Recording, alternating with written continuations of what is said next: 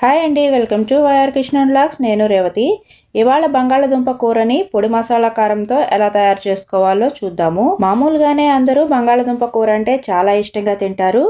ఇంకా కొంచెం వెరైటీగా ట్రై చేయాలనుకునే వాళ్ళు ఇలా ట్రై చేయండి. చాలా కమ్మగా ఉంటుంది. అచ్చం చికెన్ ఫ్రై లాగా ఉంటుందండి టేస్ట్. మీరు నాన్ వెజ్ తినలేని రోజుల్లో కూడా ఈ కూరని ట్రై చేయొచ్చు. చాలా కమ్మగా ఉంటుంది. రుచిలో చికెన్ కి గట్టి పోటీ ఇచ్చే ఈ బంగాళదుంప పొడి మసాలా కర్రీ తయారు చేసుకోవడం కోసం నేను ఇక్కడ ఒక 1/2 kg బంగాళదుంపలను అయితే తీసుకుంటున్నాను. ఇప్పుడు ముందుగా వీటిపైన ఉన్న తొక్కని నీట్గా తీసేసుకోండి. ఇలా తొక్క తీసేసుకున్న తర్వాత వీటిని ఈ సైజు ముక్కల్లాగా కట్ చేసుకొని పక్కన పెట్టుకోండి. ఇలా మీడియం సైజు ముక్కలు కట్ చేసుకుంటేనే ఈ కూరకి బాగుంటాయి. తర్వాత కట్ చేసుకున్న ముక్కలన్నింటినీ ఇలా ఒక గిన్నెలోకి తీసుకోండి. ఇలా తొక్క తీసుకొని ముక్కలు చేసుకున్నప్పుడు ముక్కలు నల్లబడే ఛాన్స్ ఉంటుంది కాబట్టి వెంటనే ఇందులో సాల్ట్ వేసేసుకొని 1 గ్లాస్ వాటర్ వేసేసుకొని మూత పెట్టేసుకోండి. ఇప్పుడు స్టవ్ వెలిగించుకొని ముక్కల్ని స్టవ్ మీద పెట్టుకొని 75% ఉడికేలాగా ఉడికించుకోండి. గుర్తు పెట్టుకోండి, ముక్కలు మరీ మెత్తగా అయిపోకూడదు. ఈలోపు పొడి మసాలా తయారు చేసుకోవడం కోసం ఒక వెల్లుల్లిని ఇలా రెబ్బలుగా చేసుకుని వేసుకున్నాను. తర్వాత 1 ఫుల్ స్పూన్ జీలకర్ర వేసుకున్నాను.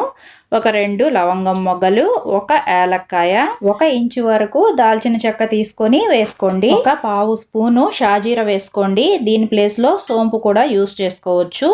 ఇప్పుడు 1/2 స్పూన్ వరకు మిరియాలు వేస్తున్నాను.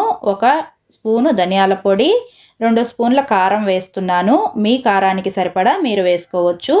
వీటన్నింటినీ కలిపి ఇలా మెత్తగా పొడిలాగా అయ్యేలాగా గ్రైండ్ చేసుకోవాలి. తర్వాత ప్యాన్ పెట్టుకొని తగినంత ఆయిల్ వేసుకొని ఆవాలు, జీలకర్ర, మినపప్పు, ఎండుమిర్చి వేసుకొని ఒక 2-3 ఆనియన్స్ని ముక్కలుగా కట్ చేసుకొని వేయించుకోవాలి. ఇది కాస్త వేగిన తర్వాత ఇప్పుడు ఇందులో కరివేపాకు వేసుకోండి. ఆనియన్స్ లైట్ బ్రౌన్ కలర్ వచ్చే వరకు వేయించుకున్న తర్వాత ఇప్పుడు ఇందులో 1 పావు స్పూను పసుపు వేసుకోండి. పసుపు కూడా కలిసేలాగా కలుపుకున్న తర్వాత ముందుగా తయారు చేసుకున్న పౌడర్ మసాలాను కూడా ఇందులో వేసేసుకొని సిమ్లో పెట్టుకొని మసాలా కొంచెం వేగేలాగా వేయించుకోండి. ఎక్కువ మంట పెడితే కారం మాడిపోతుంది, చేదొస్తే అస్సలు బాగోదు. ఇది కొంచెం వేగిన తర్వాత బంగాళదుంప ముక్కల్లో నీళ్ళను తీసేసి ఈ మసాలాలో వేసుకొని బాగా వేయించుకోండి. మనం బంగాళదుంప ముక్కలు ఉడికించుకునేటప్పుడు ముక్కలకి సరిపడా ఉప్పు వేసుకున్నాము. పొడి మసాలా తయారు చేసేటప్పుడు వేయలేదు కదా, అందుకే ఇప్పుడు పైన నుంచి ఇలా కొంచెం సాల్ట్ వేస్తున్నాను. ఈ సాల్ట్ కూడా బాగా కలిసేలాగా ముక్కలన్నింటికి పట్టుకునేలాగా బాగా కలుపుకోండి. ఇలా కలుపుకుంటూ ఉంటే బాగా డ్రైగా అయిపోతుంది. చూస్తున్నారు కదా, బంగాళదుంప ముక్కలు చికెన్ పీసెస్ లాగా చాలా రుచిగా ఉంటాయండి. ఈ మసాలాతో బంగాళదుంప ఫ్రైని ఒక్కసారి ట్రై చేయండి. ఇప్పుడు పైన నుంచి కొంచెం కొత్తిమీర చల్లుకొని మరొకసారి కలిపేసుకోండి.